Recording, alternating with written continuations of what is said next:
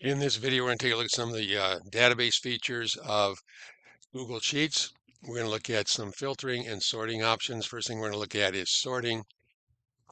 So I have a table here. I've got rows and columns. Every row looks pretty much the same. It consists of a first name, a last name, a major, an advisor, credits, a start date, and an ID number.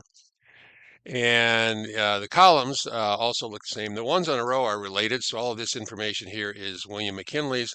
And column A, the data is not related, but everything in column A is somebody's first name, and column B is somebody's last name, and so on. So that's the way tables are organized.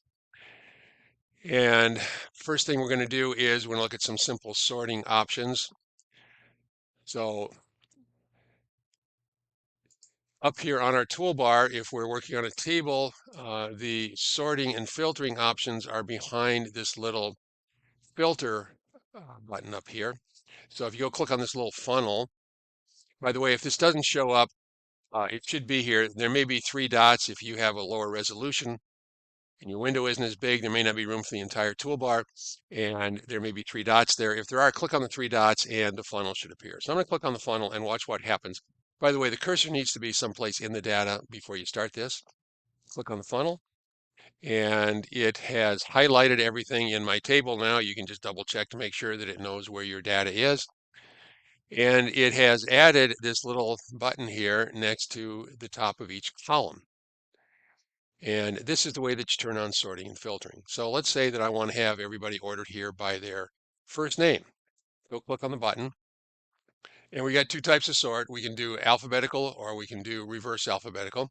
Let's go ahead and do alphabetical, sort A to Z. And Abraham is at the top and Zachary should be down at the bottom. Okay. Do the same thing on last name if you want to. Let's sort, we'll do this one in reverse order. So we should have, I think, Wilson maybe at the top and down at the bottom, probably Adams. Okay.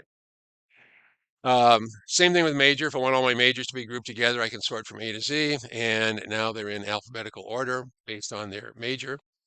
Advisor is the same. These are all 4 text columns. Sorting text columns is basically the same. Either you put them in alphabetical order or you put them in reverse alphabetical order. Okay. You can also sort on numbers. Let's go to the credits column here, click on the down arrow. Now, A to Z might sound kind of funny. You can think of this as being from 1 to 10, and Z to A, you can think of it as being from 10 down to 1. Let's do sort A to Z, so we'll get them in increasing order. So the person with the fewest number of credits is at the top, and down at the bottom, we've got somebody with 110 credits, okay? Let's go to credits again, and let's do them in reverse order. This will give me the highest credits at the top, and the one with the fewest credits is down at the bottom. You can also sort on dates. Let's click on the down arrow next to date. And if I do A to Z, that means increasing dates, and increasing basically means the earliest date first and the oldest date last. So these would be in chronological order.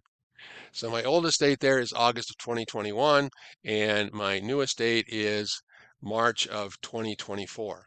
Okay. And if I do a Z to A, I'm going to get the newest ones on the top and the oldest ones down at the bottom. And let's stop there and we'll do filtering in the next video.